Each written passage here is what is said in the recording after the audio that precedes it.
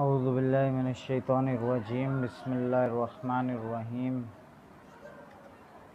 الحمدللہ الذی ہدانا لدینہ الذی ارتضی وسبیلہ الذی اصطفیٰ والصلاة والسلام علی نبی المصطفیٰ سیدنا و نبینا ابی القاسم المصطفیٰ محمد وعلی اہل بیتہ الطیبین الطاہرین المعصومین وعلى صحبه المنتخبين المنتجبين المتقين ولعنة الله على جميع أعداء الله من يوم عداوتهم إلى يوم الدين. أما بعد فقد قال رسول الله صلى الله عليه وآله وسلم افضل الاعمال امتی الانتظار الفرج. صدق النبی الصدیق الرؤوف الرحیم الکریم. ایام عزائے حسینی ماہ محرم الحرام 1442 ہجری کے عشرہ ثانی کے اندر اس خمسہ مجالس سے اعضاء کا جو موضوع ہے انتظار مہدویت در آئینہ کربلا. انتظار مہدویت ایک عنصر، ایک فلسفہ، ایک رکن دین کی حیثیت رکھتا ہے. آپ کے سامنے رسول اللہ صلی اللہ علیہ وآلہ وسلم کی حدیث نورانی کی تلاوت کی کہ ختمی مرتبت صلی اللہ علیہ وآلہ وسلم کا فرمانا ہے کہ میری امت وہ پہلی ہجری کی ہو یا 1442 ہجری کی، ہر زمانے میں میری امت کے لیے جتنے بھی اعمال ہیں، تمام روزوں سے، نمازوں سے، حج سے، زکوٰۃ سے، عزا سے، جہاد سے، حتیٰ تمام جو اعمال معروفہ ہیں ان سب سے بڑھ کر انتظار فرج افضل ترین عمل ہے. تو یہ ضروری ہے کہ ہم انتظار کو سمجھیں کہ انتظار ہے کیا، انتظار کس چیز کو کہتے ہیں، انتظار کا فلسفہ کیا ہے، انتظار کی حقیقت کیا ہے. خود ہمارے لیے دو عنوان بڑے معروف ہیں، ایک انتظار، تین عنوان بلکہ، ایک انتظار، ایک غیبت اور ایک ظہور. اور ہم عمومی طور پر انتظار و غیبت کو ایک ہی زمانہ سمجھتے ہیں کہ انتظار جس زمانے کا نام ہے، غیبت اسی زمانے کا نام ہے، جبکہ انتظار کا زمانہ اور غیبت کا زمانہ دو الگ الگ زمانے ہیں. ایک وقت میں ہوتے ہوئے ممکن ہے کہ زمان کے اعتبار سے ایک زمانے میں ہوں، ساعات، گھنٹوں اور لمحوں کے اعتبار سے، روز و شب کے اعتبار سے ایک زمانہ ہو، مگر یہ ایک زمان میں ہوتے ہوئے بھی دو الگ زمانے ہیں. انتظار و غیبت ایک زمان میں ہوتے ہوئے دو الگ زمانے ہیں. کس طرح دو الگ زمانے ہیں؟ کیونکہ دو الگ حالتیں ہیں، بیسیکلی دو الگ صورتحال ہیں. انتظار اور غیبت اور ظہور ہے کہ ہم پہلے اس کے معنی کی طرف تھوڑا سا توجہ کریں. اگر غیبت اس حالت کا نام ہے جب امام اور امت کے درمیان فاصلہ آ جائے، فاصلہ امام اور امت کے درمیان، امامت اور امت کے درمیان فاصلہ آ جائے، لطف خدا اور بندگان خدا کے درمیان ایک صد قائم ہو جائے، ایک رکاوٹ اور دیوار کھڑی ہو جائے، اس کو غیبت کہیں گے. جہاں امت اپنی امام کی نسبت غائب ہے اور امام اپنی امت کی نسبت غیبت میں. یہ معاملہ جو ہے یہ کیوں واقع ہو رہا ہے؟ غیبت کیوں پیش آتی ہے؟ غیبت تب پیش آتی ہے جب امام کے لیے میدان موجود نہ رہے اور امت اپنے میدان میں حاضر نہ ہو، تو اس صورت میں غیبت واقع ہوتی ہے. ہم زمانہ غیبت میں ہیں، لیکن ہم یہ سمجھ رہے ہیں کہ زمانہ غیبت میں رہتے ہوئے ہمیں یہ تلقین کی جا رہی ہے، ہمیں اکثر یہ سکھایا جاتا ہے، پڑھایا جاتا ہے، سنایا جاتا ہے اور بتایا جاتا ہے کہ زمانہ غیبت میں رہتے ہوئے ہم زمانہ انتظار کے سارے ایٹریبیوٹس، فضائل حاصل کر سکتے ہیں. یعنی وہ زمانہ انتظار کے جتنے فضائل ہیں وہ سارے کے سارے ہمارے لیے بھی ممکن ہیں. کب ممکن ہے؟ جب ہم زمانہ غیبت میں موجود ہیں. صرف ایک زمانے میں موجود ہونا، ایک خاص زمان و مکان کے اندر ہونا، کچھ خاص روز و شب کے اندر پیدا ہونا اور زندگی گزارنا، کیا کسی انسان کو زمانہ انتظار کے سارے ایٹریبیوٹ، سارے فضائل، سارے عظمتیں دلا سکتا ہے یا نہیں؟ یہ ایک سوال ہے جس پر ہم نے انہی 5 دنوں میں غور کرنا ہے. زمانہ غیبت، تکراراً عرض کرتا ہوں، وہ زمانہ جب امامت اور امت کے درمیان ایک فاصلہ آ جائے، ربط منقطع ہو جائے، امام امت کی نسبت غیبت میں اور امت امام کی نسبت غائب ہو. یہ زمانہ غیبت ہے اور اس زمانے کی کوئی فضیلت نہیں ہے. اس زمانے میں جینے والے انسان پر زیادہ سوال ہے، زیادہ وہ سوالیہ نشان کی زد میں کہ کیوں تمہارے ہوتے ہوئے تمہارا امام غیبت میں چلا گیا؟ کیوں تمہارے ہوتے ہوئے تم امام کے ہوتے ہوئے تم امام سے محروم ہو؟ آخر کون سی کمی ہے تمہارے اندر؟ کون سی کجی ہے؟ کون سا فالٹ ہے تمہارے اندر جس وجہ سے اللہ تعالیٰ نے تم سے نعمت امام، وجود امام کی نعمت کہ تم حضور امام میں ہو، چھین لی تم سے؟ نعمت سلب ہمیشہ کسی جرم کے نتیجے میں ہوتی ہے. یہ نعمت جو سلب ہوئی ہے، آخر آج ہم سے بھی سلب ہوئی ہے. ہم زمانہ غیبت میں ہیں تو آخر کون سا جرم ہے امت کا، کون سا جرم ہے میرا، جس کے نتیجے میں امام سے میں دور ہوں؟ اس کے مقابلے میں ایک زمانہ، ہم اس سوال کو حل کریں گے انشاءاللہ.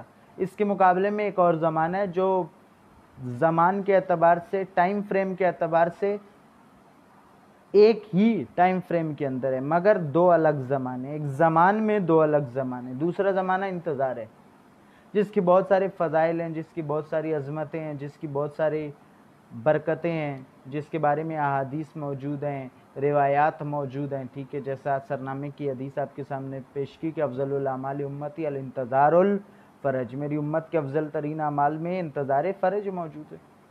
یہ جو سارا کا سارا مسئلہ ہے، یہ انتظار کی فضیلت، یہ انتظار کی عظمت، یہ انتظار کی برکت، آخر واٹ از دا ریزن؟ کس وجہ سے، کیوں ہے انتظار کی اتنی فضیلت؟ تو جبکہ یہ غیبت اور انتظار زمان کے اعتبار سے ایک ہی زمان میں 2 زمانے ہیں، کیوں ہے ایسا؟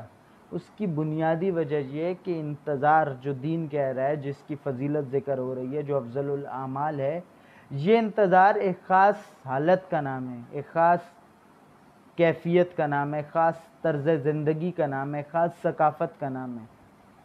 ثقافت ہے انتظار، طرز زندگی ہے انتظار، تہذیب ہے انتظار، روش ہے انتظار، لائف سٹائل ہے انتظار. جب کسی امت کا امام ان سے غیبت میں چلا جائے اور امت اپنے امام کی نسبت غائب ہو جائے، اس صورت میں، اس حالت میں جو اس طرز زندگی کو اپنائے گا، جو انتظار کی ثقافت کو اپنائے گا، جو انتظار کے دائرے میں آئے گا، جو اپنی زندگی کو غیبت کی حالت سے نکال کر انتظار کی حالت میں لائے گا، اس کے لیے یہ ساری کی ساری عظمتیں جو ذکر ہوئی ہیں. انتظار میں لانے سے کیا مراد ہے؟ انتظار یعنی اپنے امام کے لیے، امامت کے لیے، مہدویت کے لیے آپ ایک خاص کیفیت میں آ جاؤ. جیسے ایک منتظر ہوتا ہے، انتظار کرنے والا ہوتا ہے. آپ کسی کا بھی انتظار کرتے ہیں، مثلاً آپ جب کسی مہمان کا، عزیز کا انتظار کر رہے ہیں اور وہ اگر نہیں آ رہا تو آپ کیا کرتے ہیں؟ آپ پہلے آراستہ کرتے ہیں اپنے گھر کو، پھر آپ اپنے لباس کو صاف ستھرا کرتے ہیں، آپ اپنا حلیہ درست کرتے ہیں، آپ بچوں کو کہتے ہیں، آپ کھانے کا اہتمام کرتے ہیں، آپ تمام لوازمات کرتے ہیں. پھر آپ جاتے ہیں اور ایئرپورٹ پہ جا کر آپ انتظار کر رہے ہیں، ابھی تک پلین لینڈ نہیں ہوا. ٹھیک ہے، پلین لینڈ ہو بھی گیا تو پھر اندر اگر ان کو دیر لگی چیک آؤٹ کرنے میں تو اس میں آپ پریشان ہیں، آپ بار بار گھڑی دیکھ رہے ہیں اور انتظار کر رہے ہیں، دروازے کی طرف دیکھ رہے ہیں. آپ ایک بے چین کیفیت میں، آپ کے اندر ایک اضطراب ہے، آپ کے اندر ایک حرکت ہے. آپ جمود کی حالت میں نہیں ہے کہ چلو آنا ہوا تو آ جائے گا, نہیں آنا ہوا تو نہ آئے. اس کو انتظار نہیں کہتے. اگر ہم ایسے کریں عام دنیا کا معاملہ ہے. اسی سے اساس یہی اضطرابی کیفیت ہے, یہی متحرک حالت ہے, جمود شکنی انتظار یعنی جمود کا خاتمہ. ہم اسی انتظار کو کربلا کے آئینے میں دیکھنے کی کوشش کریں گے. اور ظہور نتیجہ انتظار ہے, نتیجہ غیبت نہیں ہے. کسی بھی حدیث کے اندر, کسی بھی روایت کے اندر ظہور نتیجہ غیبت نہیں ہے. ظہور ہمیشہ نتیجہ انتظار ذکر ہوا ہے. انتظار کے بعد ظہور کی بات ہوئی ہے. ایسا نہیں ہے کہ غیبت کے بعد ظہور ہو جائے, انتظار کے بعد ظہور. جب امت منتظر بنے, جب ہم انتظار کر رہے ہوں, جب ہم منتظرین میں سے ہوں, دین اس کے بعد ظہور ہوگا. ظہور نتیجہ ہے انتظار کا. اب ظہور اگر انتظار کا نتیجہ ہے تو ہم جو اپنے جمود, سکوت, اطمینان, روزمرہ کی زندگی میں مگن ہیں, ہم کیا کر رہے ہیں؟ ہم کس حالت میں؟ آیا ہم منتظر ہیں؟ آیا ہم حالت انتظار میں ہیں؟ آیا ہم اپنے آپ کو کہہ سکتے ہیں کہ ہم امام کا انتظار کر رہے ہیں, یا ابھی ہم حالت غیبت میں ہیں؟ ابھی ہم امام کی نسبت حالت غیبت میں, ہم امام کی نسبت غائب ہیں. پہلے ہمیں غیبت سے نکل کر انتظار میں داخل ہونا ہوگا. اس کے بعد ہم جب وہ سفر انتظار طے کریں گے تو نتیجے میں ہمارے پاس ظہور ہوگا. یہاں اس بات کو سمجھنا ضروری ہے. اب انتظار کیوں ایسا ہوا کہ ہم عمومی طور پر انتظار کو غیبت کے ساتھ ملا رہے ہیں؟ ملا ہی رکھا ہم نے کہ ہاں ہم بھی زمانہ انتظار کے ہیں. جب بھی زمانہ انتظار کی کوئی حدیث بتائی گئی تو ہم سمجھتے ہیں کہ شاید یہ میرے بارے میں بات ہو رہی ہے. Why this happens? کیوں ایسا ہوتا ہے؟ اس کی وجہ یہ کہ انتظار کی نسبت ہماری جو نگاہ ہے, ہمیں جو نگاہ کرائی گئی, ہمیں جو دکھایا گیا, جو بتایا گیا, وہ بہت عامیانہ اور سطحی نگاہ ہے. تمام ادیان میں کیونکہ منجی کا ذکر موجود ہے, نجات دہندہ کا ذکر موجود ہے, کہ آخر الزمان کے موعود کا تذکر دیا گیا ہے. لیکن یہ سوال یہ پیدا ہوتا ہے, ایک سوال, کہ آیا یہ جو نجات دہندہ کا تصور دیا گیا ہے, یہ جو آنے والے موعود کا تصور دیا گیا ہے, یہ کس طرح کا تصور ہے؟ ہر دین میں, ہر نظریے کے اندر ایک موعود کا ذکر یہودیت ہے, مسیحیت ہے, بدھ مت ہے, ہندو مت ہے, ہر ایک کے اندر موجود ہے. تو اسلام میں تسنن ہے, تشیع ہیں, دونوں کے اندر یہ نظریہ مہدویت موجود ہے, نظریہ موعود موجود ہے. اب یہ جو نظریہ موعود ہے, اس کے اندر جب ہم دیکھتے ہیں تو ہمیں ایک چیز خاص طور پر دیکھنی پڑتی ہے, اور وہ کیا ہے؟ وہ یہ ہے کہ ہمیں ان کا فلسفہ انتظار اور اپنا فلسفہ انتظار, یعنی مکتب قرآن و اہل بیت علیہ السلام کے فلسفہ انتظار کو دیکھنا پڑے گا. انتظار کا فلسفہ ہر جگہ موجود ہے, انتظار کی بات ہر جگہ کی گئی ہے, لیکن باقی ادیان میں جو انتظار کا ذکر ہے وہاں عامیانہ اور سطحی انتظار کا ذکر زیادہ ہے, کثرت سے, جبکہ مکتب قرآن و اہل بیت کے اندر اس کی ممانعت ہے, سختی سے منع کیا گیا, اس سے مذمت کی گئی ہے سطحی اور عامیانہ انتظار کی. کیوں سطحی اور عامیانہ انتظار کی مذمت کی گئی ہے؟ اس کی بنیادی وجہ ہیں چند. وہ اس کی بنیادی وجہ یہ ہیں کہ یہ ہمیں منحرف کر سکتا ہے, یہ ہمیں مہدویت سے منحرف کر سکتی ہے یہ بات, اگر ہم سطحی اور عامیانہ انتظار کریں گے. کیونکہ انتظار جس کا ہو رہا ہے وہ کوئی عام انسان نہیں ہے, بلکہ وہ انسان ہے جو بقیت اللہ ہے, جو اللہ تعالیٰ کا آخری ذخیرہ ہے, جسے خدا نے محفوظ کر کے رکھا ہوا ہے. اب یہ جو شخصیت ہے جس کا انتظار ہو رہا ہے, اگر اس کی نسبت سطحی انتظار ہو, عامیانہ انتظار ہو کہ ٹھیک ہے امام آئیں گے اور آنے کے بعد اپنی امامت کی قوت سے, معجزاتی قوت سے سب کچھ کر دیں گے, سب ٹھیک ہو جائے گا, یہ ایک عامیانہ نگاہ ہے, اور ہمیں اس نگاہ کو درست کرنے کی ضرورت ہے.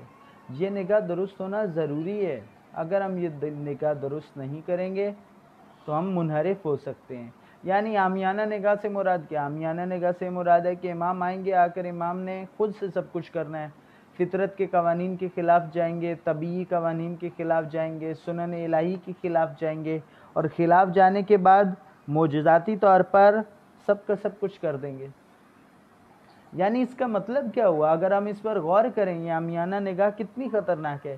یعنی امام نے آ کر طبیعی قوانین کے خلاف، فطری قوانین کے خلاف، دین کے سنن الہی جو مذکور ہیں دین میں ان کے سے ہٹ کر معجزے سے سب کچھ ٹھیک کرنا ہے. اس کا مطلب ہے جو دین اتنے عرصے سے قوانین کے لیے چیخ رہا تھا کہ قوانین دین، شریعت دین، سنن الہی، قوانین فطرت، یہ سب بیکار گیا. کیا فائدہ ہوا اس کا؟ جب آخری معرکے کے اندر ان سب نے بیکار ہو جانا ہے اور ان سے ہٹ کر ایک معجزے سے سب کچھ ہونا ہے، جو طبیعی طرز ہے اس سے ہٹ جانا ہے ہم نے، تو پھر یہ سب اتنے عرصے کے لیے کیوں تھا؟ جب آخری معرکے میں جب دین کا فائنل راؤنڈ کھیلا جا رہا ہے تب اس کی ضرورت نہیں ہے، دین یہ فالتو قرار پائے گا اگر ہم عامیانہ نگاہ کریں. یہاں اس بات کو غور کرنے کی ضرورت ہے. یعنی اس کا یہ مطلب ہوا عامیانہ نگاہ کا کہ امام آئیں گے یا وہ ڈکٹیٹرشپ کے ذریعے یا معجزے سے، روحانی قوت کے ذریعے آ کر سب کچھ ٹھیک کر دیں گے. یعنی امام آئیں گے اور ہمیں کہیں گے کہ آغا آپ شاباش، آپ جائیں، آپ گاڑیوں میں بیٹھیں، آپ پکنک منانے جائیں، میں سب کچھ پیچھے سے ٹھیک کر دوں گا. آیا انتظار اسی چیز کا نام ہے کہ ہم انتظار کریں کہ امام آئیں اور آ کر ہمیں کہیں آپ پکنک منانے جائیں، میں نے خود سے سب کچھ کرنا ہے سو میں کر لوں گا، آپ شاباش گھوم پھر کر فریش ہو کر آ جائیں. ایسا یہ عامیانہ نگاہ کا یہ نتیجہ نکلتا ہے، یہ تصور نکلتا ہے. اگر ہم اس کو دیکھیں عامیانہ نگاہ یعنی انتظار کی نسبت ایک عمومی تصور کی، ٹھیک ہے ایک موعود شخصیت ہے جن کا ذکر موجود ہے کتب احادیث اور روایت میں موجود ہے، علماء اس کا ذکر کرتے ہیں، باقی ادیان میں بھی کسی نہ کسی صورت میں موجود ہے، اس لیے وہ آنا ہے انہوں نے. اگر فقط اتنا ہو اور آ کر خود سے ایک جادو کی چھڑی گھمائیں گے الادین کی مانند اور سب کچھ بدل جائے گا، اگر یہی ہونا ہے، اگر یہی ہونا ہے یہ عامیانہ نگاہ جو ہے، تو یہ بہت سارے نقصانات کی طرف لے کر جائے گی. یہ معاشرے کو انحراف کی طرف لے کر جا سکتی ہے، مومن و منتظر کو امامت و مہدویت سے منحرف کر سکتی ہے. اگر ایسا ہی ہے تو اگر امام نے یعنی فطری قوانین سے ہٹنا ہے، امام نے قوانین کا کوئی خیال نہیں کرنا ہے، یعنی لوگوں نے امام کی نصرت نہیں کرنی، لوگوں نے زمینہ سازی نہیں کرنی، لوگوں نے میدان ہموار نہیں کرنا، لوگوں نے ممالک کو، ریاستوں کو تیار نہیں کرنا، لوگوں نے کوئی فرائض ادا نہیں کرنے، لوگوں نے کوئی معاشرت سازی نہیں کرنی، لوگوں نے خود سازی نہیں کرنی، امت سازی نہیں کرنی، لوگوں نے ایک شعور و معرفت، علم و آگہی کو نہیں بڑھانا، اور امام نے آ کر خود سے وہ جو زمین ہوگی یملا الارض کس تمادلہ کما مولے ظلم و جورا، ظلم و جور سے بھر چکی ہوگی، اس کو آ کر جادو کی چھڑی کو مار کر خود اپنی قوت سے ٹھیک کر دینا ہے. اگر ایسا ہے اور لوگوں نے کچھ نہیں کرنا، مومن کا کوئی فریضہ نہیں ہے، ٹھیک ہے، تو مومن نے کچھ بھی نہیں کرنا، یعنی عامیانہ نگاہ کا یہ مطلب ہوا کہ امام آئیں گے اور آ کر کہیں گے کہ مجھے سب کچھ کرنا ہے، تمہیں سوچنے کی ضرورت بھی نہیں ہے، میں تمہاری عقل سے بھی میں سوچتا ہوں اور سوچنے کے بعد میں سب کچھ ٹھیک کر دوں گا. اگر ایسا ہو تو اس کا مطلب ہے کہ امام ہم سے مایوس ہیں، یعنی امام ہمیں یہ کہنا چاہ رہے ہیں کہ تم کبھی بھی انسان نہیں بن سکتے، اس لیے تم میرے کسی کام نہیں آ سکتے، اس لیے تم سب سائڈ پر ہو جاؤ، میں خود اپنی معجزاتی قوت سے سب ٹھیک کر دوں گا. یہ عامیانہ نگاہ، یہ سطحی نگاہ ہے، یہ ناقص نظریہ ہے انتظار کا. انتظار اس چیز کا نام نہیں ہے، کیونکہ اگر امام نے آ کر سب کچھ ٹھیک کرنا ہے مطلب ہم کبھی بھی درست نہیں ہو سکتے، ہم سب بیکار، ہم سب سے امام مایوس ہیں. یہ خود مومن کے لیے پھر اسی پر آتا ہے کہ پھر اگر ایسا ہی ہونا ہے، اگر واقعی عامیانہ نگاہ کو ہم درست تسلیم کر لیں تو صورت میں کیا ہے، اس کا یہ اتنا خود سازی کا شور کیوں ہے؟ آپ اتنی عبادت کرو، آپ تقوی اختیار کرو، آپ پاکیزگی اختیار کرو، آپ حلال کھاؤ، آپ ظلم کے خلاف جاؤ، آپ بربریت کے خلاف جاؤ، کیوں یہ اتنا خود سازی کا شور، یہ اتنا امت سازی کا شور، یہ سارا کا سارا بیکار جائے گا اگر اس کو ہم مان لیں عامیانہ نگاہ کو. پھر کیوں ہم کریں گے؟ ہمیں ضرورت نہیں ہے پھر کسی چیز کی یہ سب کرنے کی. کیونکہ امام نے آ کر ہمیں تو کہیں استعمال کرنا ہے نہیں، ہم نے تو مہدوی انقلاب میں کوئی پارٹیسپیٹ کرنا نہیں ہے، بلکہ امام نے اپنے معجزے سے کرنا ہے. جس طرح چند دن پہلے ایک جگہ جانے کا اتفاق ہوا، وہاں پر مدافعین حرم خدا ان کی نصرت فرمائے کے بارے میں بات ہو رہی تھی کہ جوانان عزیز جنہوں نے اپنے آرام و آسائش کو ترک کیا اور ثانیہ زہرا سلام اللہ علیہ کا اور عراق کے حرمین علیہ جو ہیں ان کا دفاع کیا، تو وہاں معلوم ہوا، ایک دوست کہنے لگے کہ کچھ لوگ ہیں جو یہ نظریہ رکھتے ہیں کہ ان جوانوں نے کچھ نہیں کیا، نہ انہیں کچھ کرنا چاہیے، بلکہ ثانیہ زہرا نے اپنی روحانی قوت سے سب کچھ کر ڈالیں گی۔ یہ نظریہ جو ہے، یہ نظریہ کہ اپنی روحانی قوت سے سب کچھ کر ڈالیں گی، یہ نظریہ دین کی بنیادیں ہلا سکتا ہے۔ یعنی اگر ثانیہ زہرا نے اپنی روحانی قوت سے ہی، اگرچہ روحانی قوت موجود ہے، معجزاتی قوت موجود ہے، لیکن اگر اسی سے سب کچھ کر رہے ہیں تو یہ اتنا خود سازی کا شور، یہ اتنا دین، یہ تقوی، یہ پرہیزگاری، یہ عزا، یہ نسبت، یہ محبت، یہ مودت، یہ کس لیے؟ یعنی آپ نے آخری راؤنڈ جب کھیلنا ہے، آپ سارا پورا سال آپ پریکٹس کرتے رہے، ٹریننگ کرتے رہے ایک میچ کی، suppose it for example football کی، نہیں کہ آپ پریکٹس کرتے رہے، آپ نے بہت اچھے کوچ بھی ہائر کیے، آپ نے محنت کی، آپ نے باڈی بنائی، آپ نے کھیل میں اپنے آپ کو مضبوط کیا، اور جب فائنل راؤنڈ کھیلنا تھا تو آپ کی ٹیم کا کیپٹن آیا اور اس نے کہا تم سب سائڈ پر ہو جاؤ، مجھے کھیلنا ہے، میں نہیں جیتنا ہے، تمہارا کوئی کام نہیں ہے۔ یہ شاید گیم میں بھی نہیں چلتا، لیکن اگر گیم میں قابل قبول ہو بھی، جو کہ نہیں ہے، کسی بھی دنیا کے قانون میں، کھیلوں کے قانون میں قابل قبول نہیں ہے، لیکن اگر ایسا ہو بھی تو اس صورت میں یہ دین میں ہرگز قابل قبول نہیں ہے، ورنہ پورا کا پورا دین کا فلسفہ، دین کا پیغام، دین کی تعلیمات ابس جائیں گی۔ یہ عامیانہ نگاہ، اس لیے عامیانہ نگاہ کے تجزیہ و تحلیل کی ضرورت ہے، انتظار کو سمجھنے کی ضرورت ہے۔ جو انتظار اتنی فضیلت جس کی ہے، جس کی اتنی عظمت بیان ہوئی ہے، کیا الانتظار الفرج افضل الاعمال امتی، کہ انتظار فرج، ظہور کا انتظار، مہدویت کے غلبے کا انتظار، امامت اور دین کے غلبے کا انتظار میری امت کے لیے افضل ترین عمل ہے۔ یہ افضل ترین عمل کیوں کرے؟ یہ عامیانہ نگاہ تو افضل ترین نہیں ہے، یہ تو الٹا دین کی جڑیں کھوکھلی کرنے والی بات ہے۔ تو پھر کون سا انتظار؟ سب سے پہلے جس چیز کو ہمیں سمجھنا آ گئی ہے، جس چیز پر ہمیں غور کرنا ہے کہ وی ہیو ٹو ڈفرینشیٹ، ہمیں فرق کرنا پڑے گا کہ غیبت الگ ہے اور انتظار الگ ہے۔ ہم زمانہ غیبت میں ہیں، ہم ملت پاکستان، تشیع پاکستان فی الحال زمانہ غیبت میں ہے۔ انفرادی سطح پر ممکن ہے نہ ہو، لیکن میں اجتماعی عمومی صورتحال کی بات کر رہا ہوں کہ ہم زمانہ غیبت میں ہیں۔ ہم یعنی ایسا نہیں ہے کہ صرف امام غیبت میں ہیں، ہم بحیثیت ملت، بحیثیت امت، امام کی نسبت ہم غیبت میں ہیں۔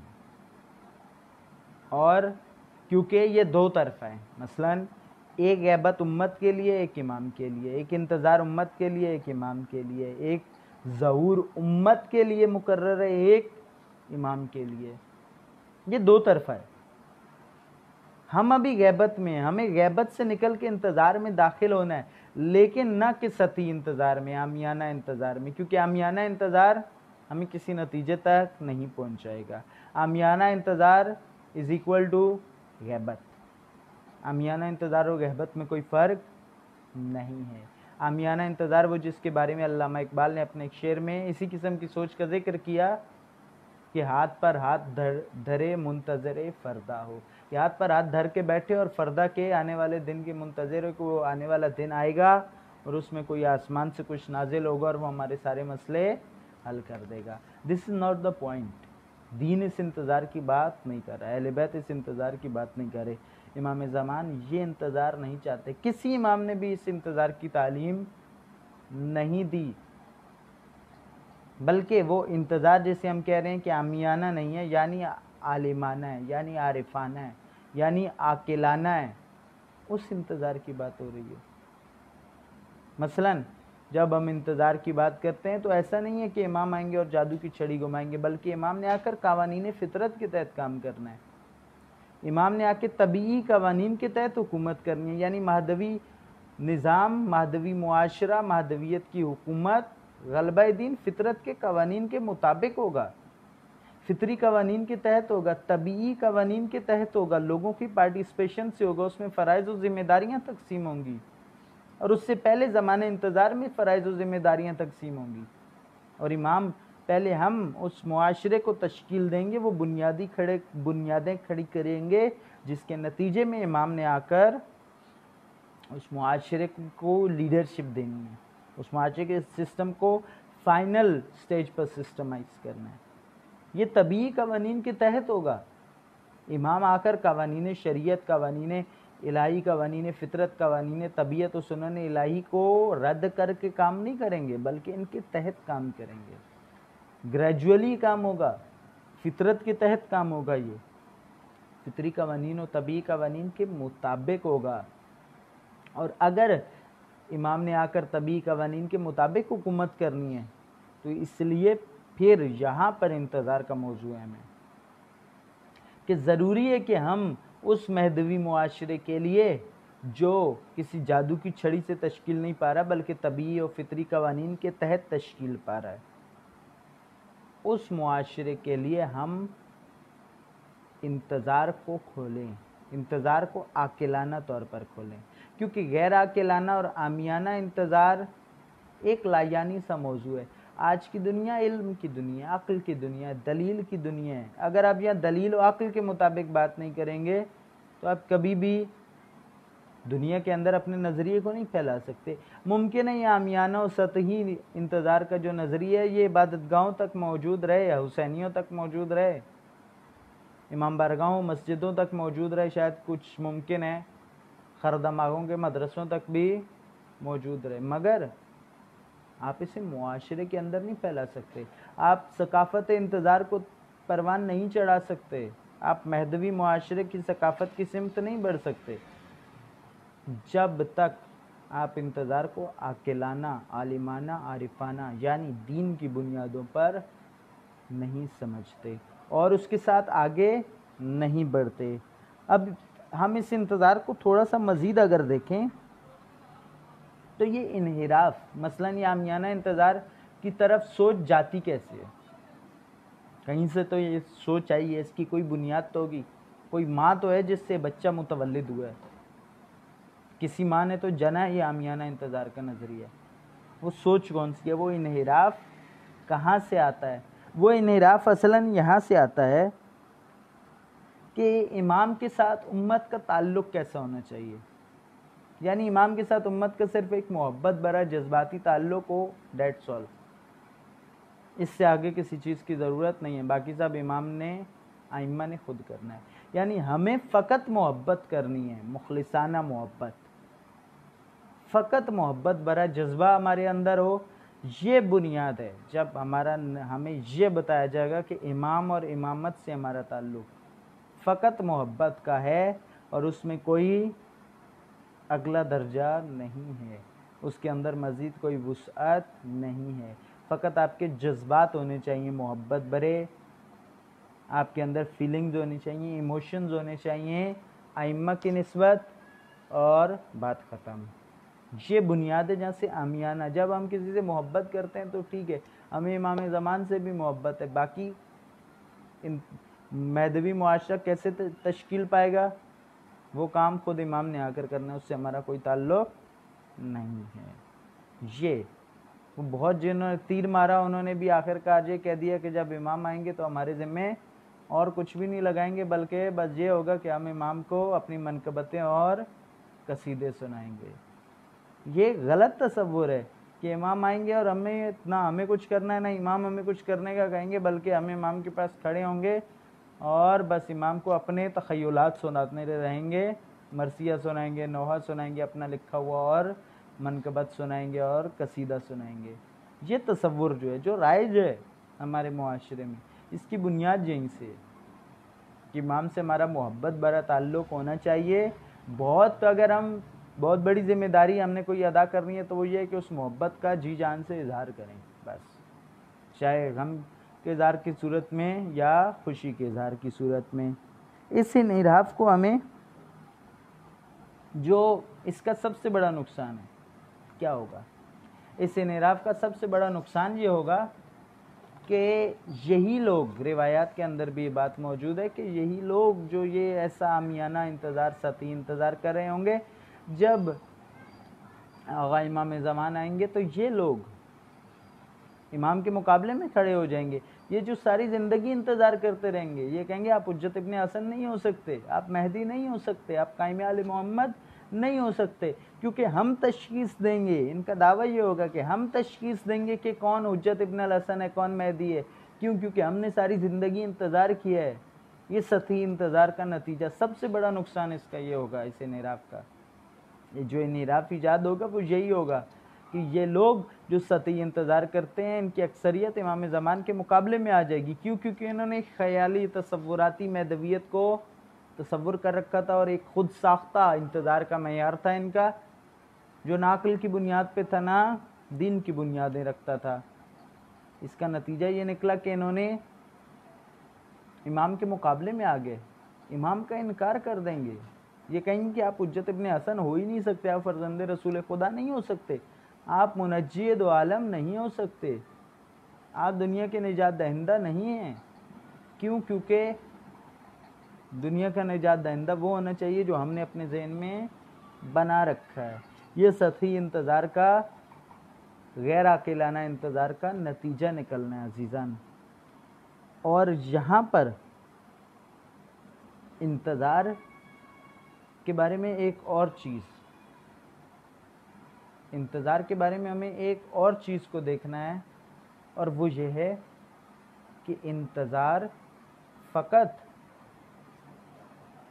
ایک جذباتی تعلق یا ایک عمل کا نام نہیں ہے، بلکہ انتظار خود ایک ثقافت ہے، انتظار خود ایک رویہ ہے، انتظار خود ایک ایسی کیفیت کا نام ہے جس کے اندر ہم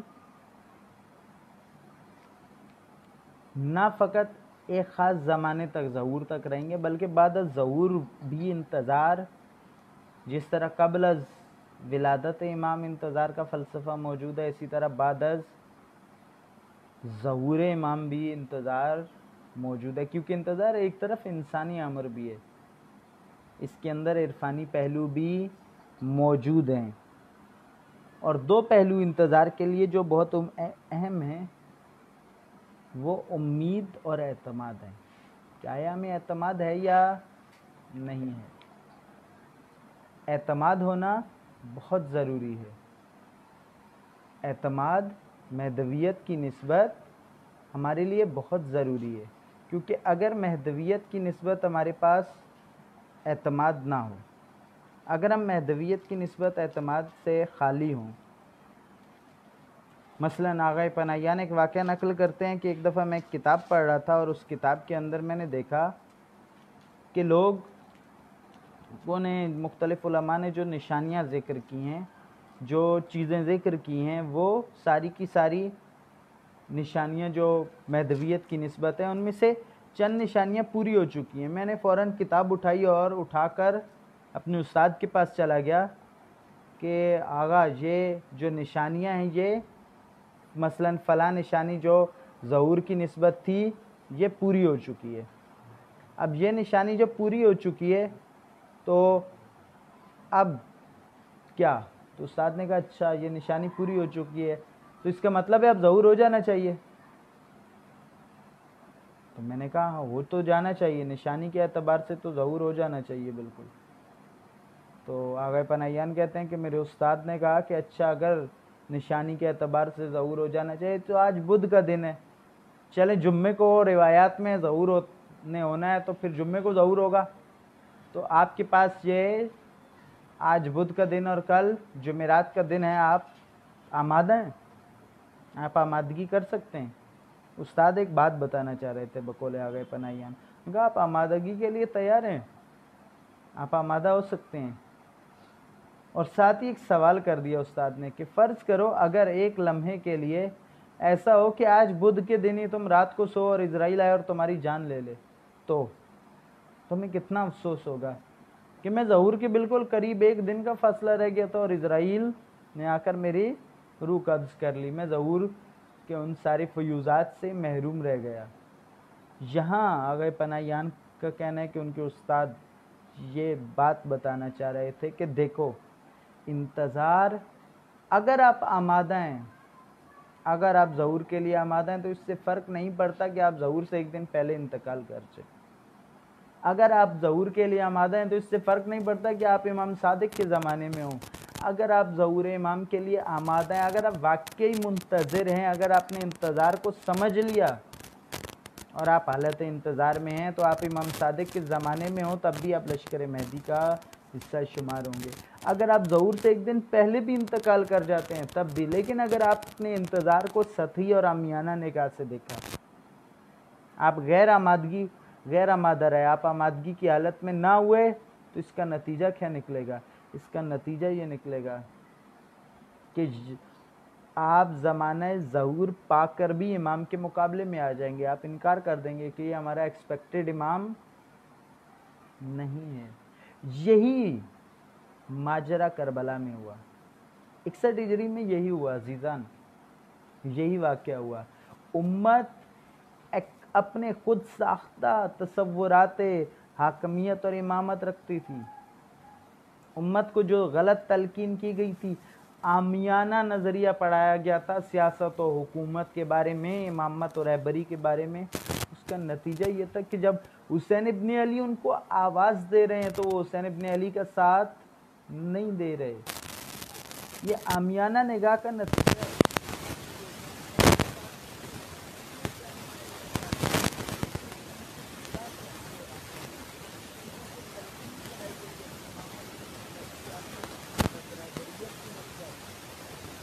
جو امام و امت کا تعلق بتایا گیا ہے وہ غیر عاقلانہ ہے، وہ قرآن کی معلوم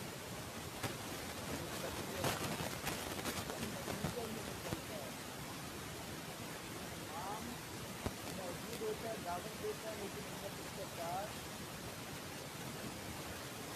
امام قیام کرتا ہے، امت اس کے ساتھ امام کربلا پہنچ جاتا ہے، لیکن امت اس کے ساتھ نہیں دیتی۔